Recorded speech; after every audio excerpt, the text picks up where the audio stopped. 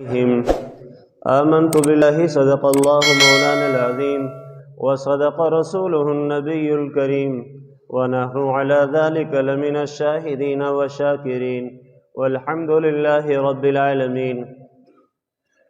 حضرات محترم، سورہ فاتحہ کے دروس چل رہے تھے اور اس میں پہلی 3 آیتوں میں اللہ رب العزت کی حمد و ثنا بیان کر کے کہ اللہ رب ہے، اللہ رحمان ہے، اللہ پاک رحیم ہے، اللہ پاک انصاف کے دن کے مالک ہیں۔ اس کے بعد 10 سے سوال دراز کیا گیا تھا کہ اے پروردگار، ہم تیری ہی عبادت کرتے ہیں، تجھ ہی سے مدد مانگتے ہیں، اور پھر مدد جن چیزوں میں سے مانگی جانے والی چیزوں میں سے جو سب سے اہم ترین چیز ہے، اس کا ڈھنگ بھی اللہ پاک نے بتلا دیا تھا کہ مانگو اہدنا الصراط المستقیم، اللہ ہمیں سیدھے راستے کی، صراط مستقیم کی ہدایت نصیب فرما۔ اور ہدایت کے حوالے سے میں نے عرض کر دیا تھا کہ اگر کسی شخص کو راستے کا علم ہو اور وہ منزل کے بارے میں سوال کرے تو اس کو راستے کا علم نہ ہو اور وہ منزل کے بارے میں سوال کرے تو اس کو ویسے بتلا دیا جاتا ہے یہاں سے دائیں طرف جاؤ، دائیں سے آگے بائیں طرف چلے جاؤ اور وہ وہاں تمہاری منزل ہوگی۔ تو یہ ہے اراۃ الطریق، راستے کا دکھا دینا۔ اور دوسرا یہ ہے کہ راستہ پتہ ہے کچھ لیکن وہ پھر بھی آپ سے کنفرم کرنا چاہتا ہے۔ آپ ادھر ہی جا رہے تھے، آپ نے انہیں کہا آپ میرے ساتھ بیٹھ جائیے اور میں آپ کو وہاں پہ پہنچا دیتا ہوں، تو وہاں پہنچا دینا، منزل تک پہنچا دینا، یہ بھی ہدایت ہے۔ یہ ہدایت کا دوسرا معنی ہے جو مفسرین نے بیان کیا ہے۔ اور ساتھ ہی میں نے عرض کر دیا تھا کہ صراط مستقیم سے مراد یہاں پر دین اسلام ہے، دین حق ہے، انبیاء کا راستہ ہے۔ لیکن آج کی اس آیت میں جو ہم نے آج تلاوت کی ہے، صراط الذین انعمت علیہم، یہ اسی صراط مستقیم کا یا تو بیان ہے یا صراط مستقیم سے بدل ہے۔ صراط مستقیم کے بارے میں ہم نے سوال کیا تھا، اے اللہ ہمیں صراط مستقیم عطا کر دیجئے، تو آگے صراط مستقیم ہے کیا، اس کا بیان آگے آ گیا کہ صراط الذین انعمت علیہم، اے اللہ ان لوگوں کا راستہ ہمیں بتلا دیجئے، ان لوگوں کے راستے پر ہمیں چلا دیجئے جن لوگوں پر آپ نے انعام فرمایا ہے۔ اصل میں انسان کی فطرت یہ ہے کہ وہ ہر زندگی کے موڑ اور لمحے میں وہ ایک نمونہ اور آئیڈیل چاہتا ہے، نمونہ اور ماڈل چاہتا ہے۔ تو نمونہ اور ماڈل کے حوالے سے وہ یہ چاہ رہا ہوتا ہے کہ میرے سامنے مجھے کوئی نمونہ اور ماڈل ملے اور میں اس کے مطابق اپنی زندگی بسر کرتا رہوں۔ اب ہوتا کیا ہے کہ اگر اس کے سامنے کوئی ماڈل، کوئی نمونہ اور کوئی سانچہ صحیح ہو تو پھر وہ صحیح طور پر راستے پر چل پڑتا ہے، اور اگر کوئی اسے نمونہ اور ماڈل ہی غلط مل جائے تو پھر نتیجہ کیا نکلتا ہے، وہ غلط راستے کا راہی بن جاتا ہے۔ تو اس آیت میں اللہ پاک نے سوال کے حوالے سے بتلایا کہ تم اللہ سے سوال یہ کرو، اے اللہ ہمیں سچا، سچا، کھرا اور صحیح نمونہ عطا کر دیجئے۔ اور ان نمونوں میں بہت ساری ہستیاں نمونہ بن سکتی ہیں، لیکن کامل طور پر نمونہ جناب رسول کریم صلی اللہ علیہ وسلم کی ذات ہے۔ فرمایا لقد کان لکم فی رسول اللہ اسوۃ حسنہ، تحقیق کہ رسول کریم صلی اللہ علیہ وسلم کی ذات گرامی تمہارے لیے بہترین نمونہ ہے۔ تو گویا جب آدمی کہہ رہا ہے اللہ مجھے صراط مستقیم پر چلا، تو مطلب ہے اے اللہ مجھے جناب محمد الرسول اللہ کے راستے کا راہی بنا دیجیے۔ اور اسی طرح دوسری جگہ خود حضور نے فرمایا خیر الہدی ہدی محمد، بہترین طریقہ زندگی وہ جناب رسول اللہ صلی اللہ علیہ وسلم کی زندگی ہے۔ تو اس آیت میں ہمیں بتلایا گیا ہے کہ اللہ سے نمونہ مانگ لو، اور نمونہ سب سے بہترین ہستی جناب رسول اللہ کی ہستی ہے، اور رسول کریم صلی اللہ علیہ وسلم کے ساتھ ساتھ اور انبیاء کرام بھی ہمارے لیے نمونہ ہیں۔ حضرت ابراہیم علیہ السلام، جناب موسیٰ علیہ السلام، جناب عیسیٰ علیہ السلام، بلکہ حضرت آدم سے لے کر تمام کے تمام انبیاء کرام ہمارے لیے بہترین نمونہ ہیں، جنہوں نے حق کے لیے مشقتیں برداشت کی، حق کے لیے ڈٹ گئے، باطل کی پرواہ نہیں کی، سچ کو سچ کہا، جھوٹ کو جھوٹ کہا۔ یہ پیغمبرانہ صفت ہے۔ تو جب کوئی آدمی اللہ سے صراط مستقیم مانگ رہا ہے تو صراط مستقیم کے ساتھ وہ نبیوں کا راستہ مانگ رہا ہے۔ کیوں؟ اس لیے کہ نبی ہی کائنات میں بہترین ماڈل اور بہترین نمونہ ہے۔ اور صرف اسی پر بس نہیں، بلکہ کچھ اور اسوے اور نمونے بھی ہمارے سامنے موجود ہیں۔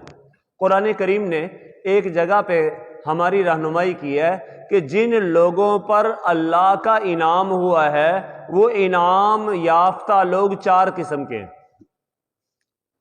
من یطع اللہ والرسول فاولئک الذین انعم اللہ مع النبیین والصدیقین والشہداء والصالحین۔ جو اللہ اور رسول کی اطاعت کرے وہ ان لوگوں کے ساتھ ہوگا جن پر اللہ نے انعام کیا ہے، اور اللہ نے انعام کن لوگوں پہ کیا ہے؟ نبیین پر، صدیقین پر، شہداء پر، صالحین پر۔ یہ چاروں کے چاروں طبقے اللہ کے انعام یافتہ ہیں۔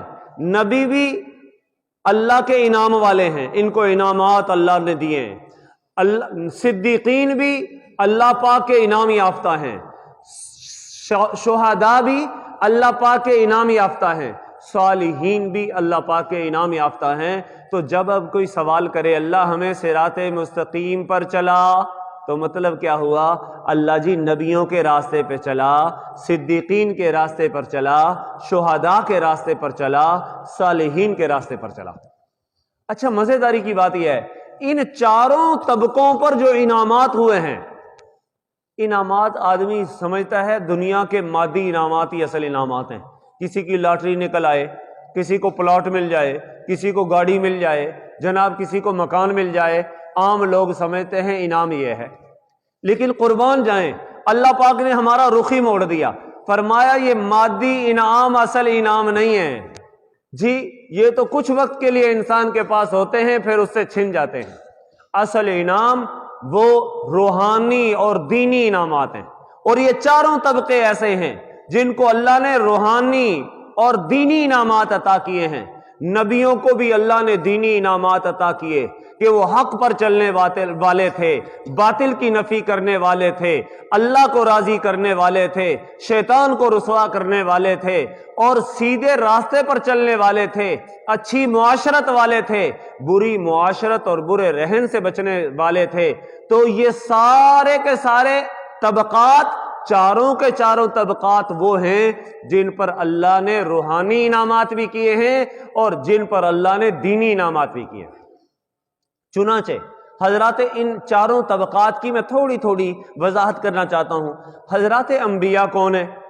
انبیاء نبی کی جمع ہیں، اور نبی اس ہستی کو کہتے ہیں جس کو اللہ پاک نے کمالات عطا فرما کے، روحانی دینی کمالات عطا کر کے وہ انسانوں کے لیے ماڈل بنا کر بھیجاؤ، نمونہ بنا کے بھیجاؤ کہ میں نے اپنے مقبول بندے یہ تم میں دے دیے، اب تم ان کے مطابق اپنی زندگی بسر کرو، آ جاؤ۔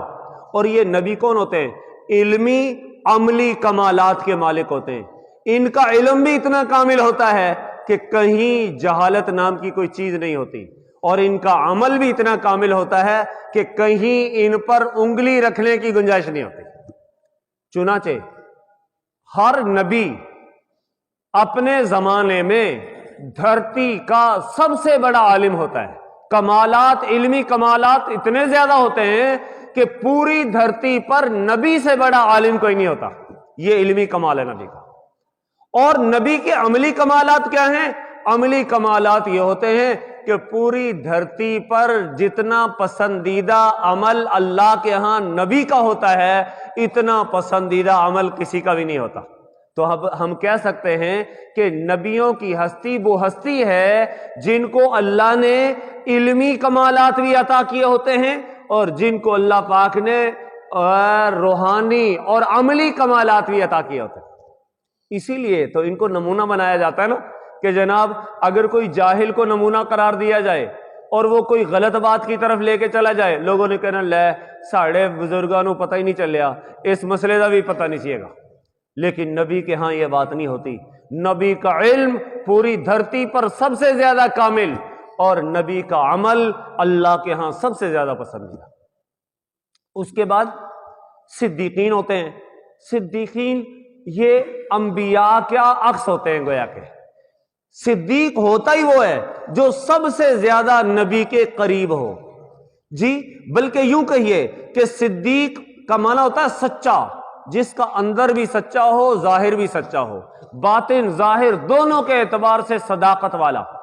اور صدیق گویا کہ اسے کہہ سکتے ہیں جو نبی کے علوم کا عکس اور آئینہ ہو، جو نبی کے دل پر واقع ہو رہا ہے اسی کے قریب قریب صدیق کے دل پر عکس ہوتا ہے۔ صدیق کو صدیق اسی لیے کہتے ہیں کہ وہ اصل میں سب سے بڑے سچے کا عکس ہوا کرتا ہے۔ سب سے بڑی سچی ہستیاں انبیاء کی ہستیاں ہیں، اور انبیاء کا عکس صدیق ہوتے ہیں، جی اس لیے صدیق کو صدیق کہا جاتا ہے۔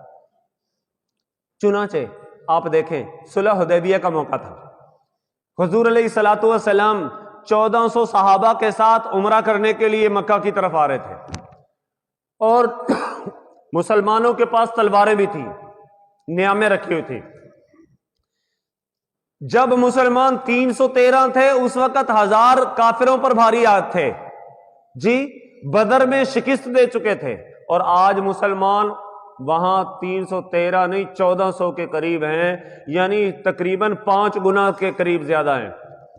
جی آج صحابہ کو یقین تھا کہ آج اگر ہماری جناب لڑائی ہو جائے مکہ کے مشرکوں کے ساتھ ہم ان کو تہس نہس کر دیں گے، لیکن جب صلح حدیبیہ کا موقع آیا تو حضور علیہ الصلوۃ والسلام نے مکہ کے مشرکوں سے صلح کر لی، اور صلح بھی دب کر کی، نظر یہ آ رہا تھا یہ دب کے کی ہے۔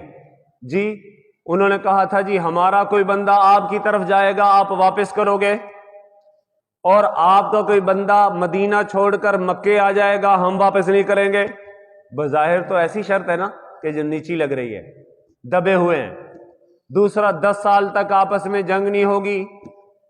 جی حضور علیہ الصلوۃ والسلام نے فرمایا ٹھیک ہے صلح کر لو۔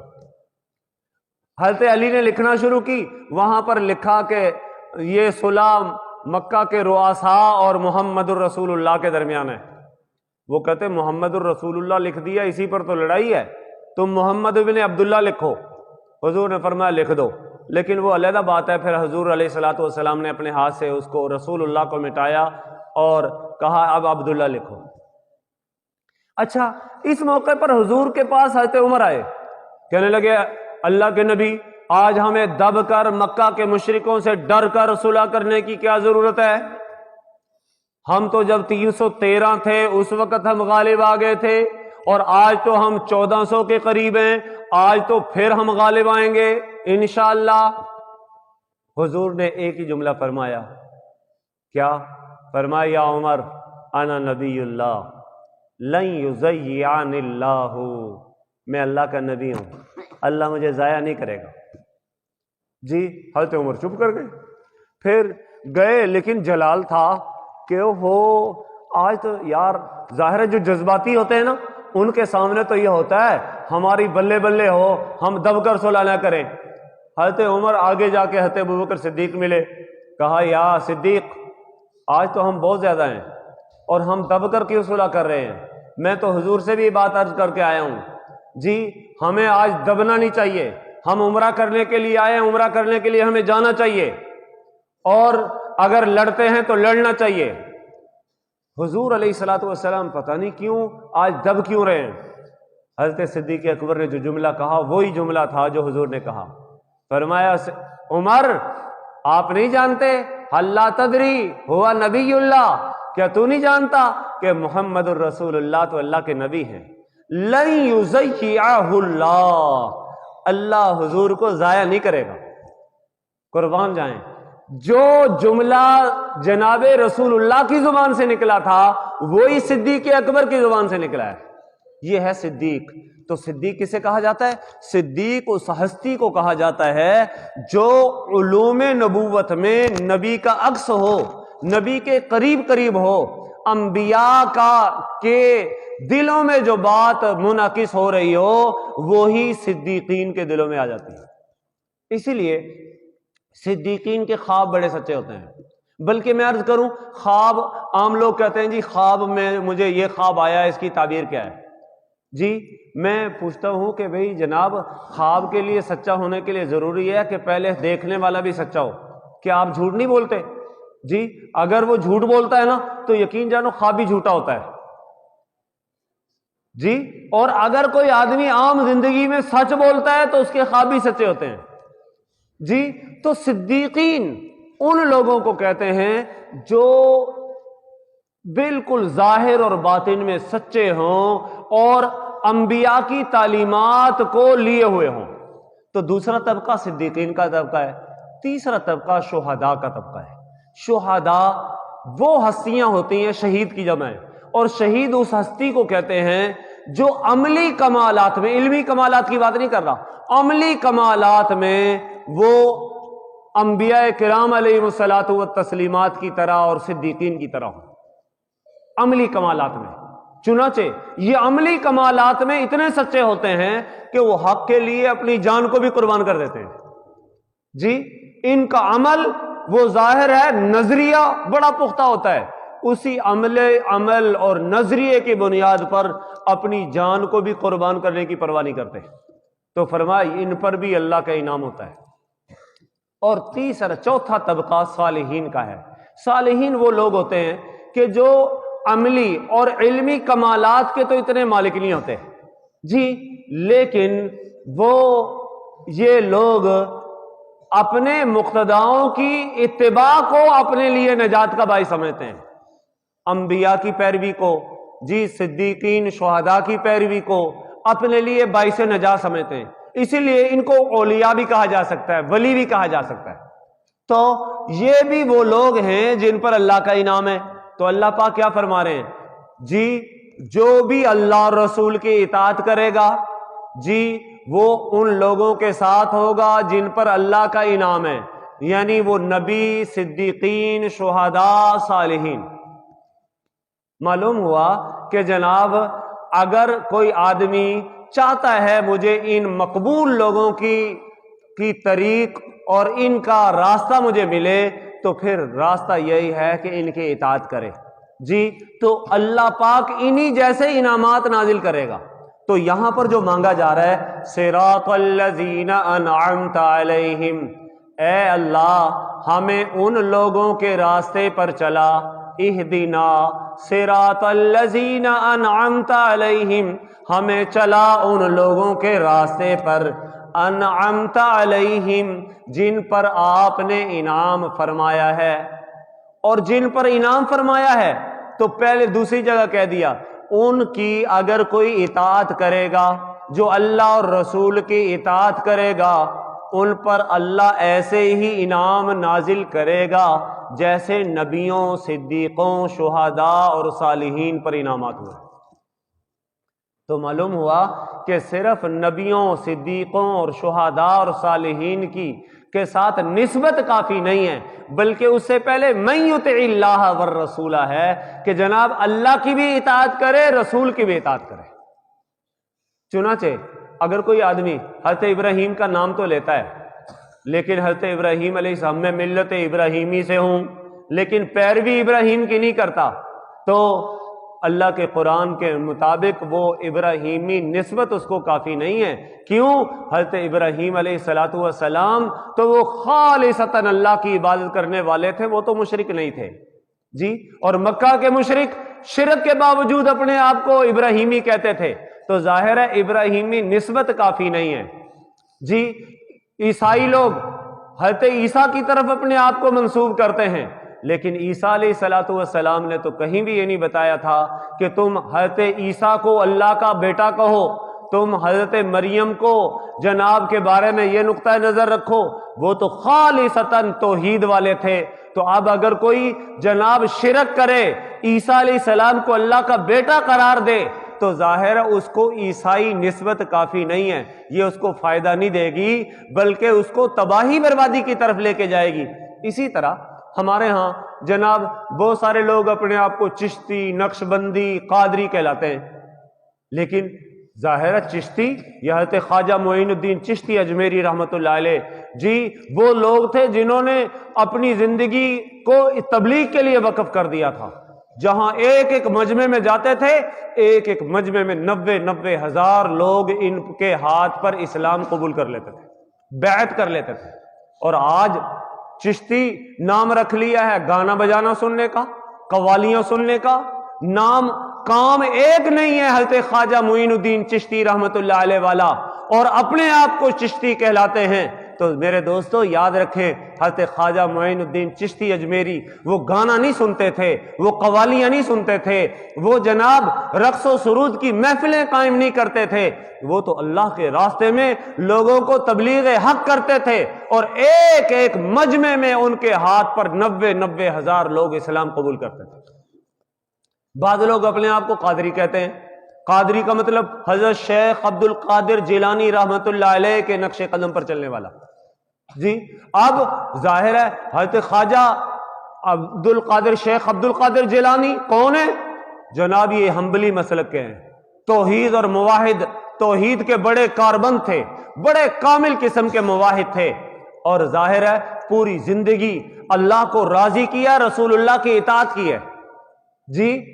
اور ظاہر ہے آج لوگ بس جناب عرس منانے کو وہ اپنے آپ کو قادری سمجھتے ہیں کہ جناب کوئی میلہ لگا لیا اور ہم قادری بن گئے۔ نہیں، اگر قادری نسبت ہی اکیلے کام نہیں آئے گی، حضرت شیخ عبد القادر جیلانی رحمت اللہ علیہ جو پیران پیر ہیں، شیخ المشائخ ہیں، ان کے طریقہ زندگی پر آنا پڑے گا۔ جس طرح انہوں نے اللہ رسول کی اطاعت کی، اس طرح اطاعت کرو اللہ کی بھی، رسول اللہ کی، پھر آپ نے آپ کو قادری کہلاؤ، بڑے مبارک چیز۔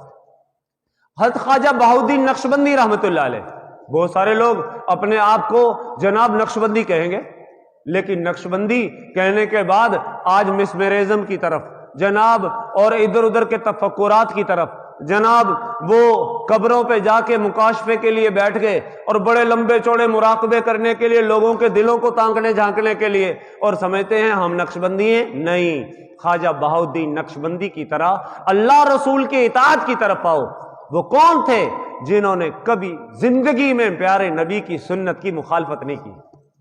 کبھی ایسا نہیں ہوا کہ مسجد میں جناب کبھی بائیں پاؤں سے داخل ہو گئے ہوں، کہتے جب سے میں نے ہوش سنبھالا ہے اور اپنے شیخ کے ہاتھ میں ہاتھ دیا ہے، کبھی مجھے ایک موقع بھی یاد نہیں ہے میں نے نبی کی سنت کی خلاف ورزی کی ہو۔